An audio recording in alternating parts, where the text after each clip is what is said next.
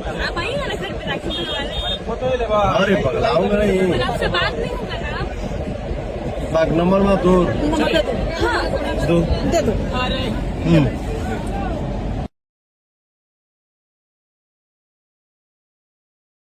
ये पूरी नहीं ना।